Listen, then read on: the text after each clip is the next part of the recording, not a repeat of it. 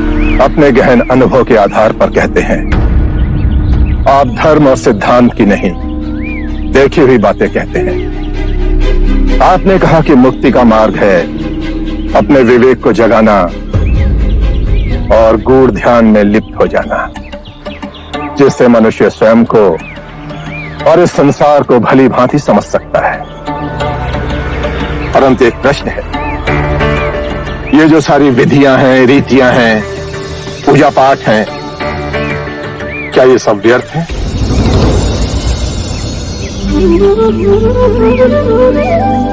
यदि कोई व्यक्ति इस नदी के दूसरे किनारे पर जाना चाहे तो वो क्या करे? यदि जल गहरा नहीं है तो वो चलकर जा सकता है, और यदि जल गहरा है तो वो नाव की सहायता से जा सकता है या स्वयं तैरकर जा सकता है।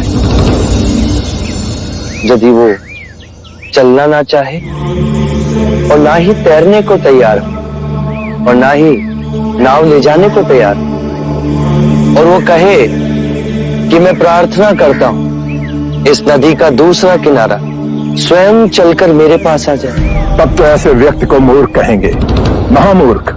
इसी प्रकार यदि व्यक्ति अज्ञान और भ्रांति को अपने विवेक से मिटाएगा नहीं तो परम आनंद और मुक्ति के दूसरे छोर पे कैसे पहुंच पाएगा?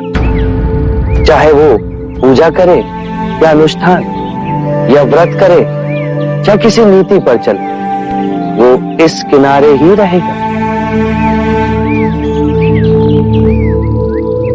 हमने सारे शास्त्रों को पढ़ा, उन पर व्याख्या की, परंतु जीवन के इतने जटिल सत्य को इतनी सरलता से किसी ने नहीं समझाया, किसी ने नहीं समझाया। आप इस भटकती मानवता को परम ज्ञान का मार्ग दिखाएंगे।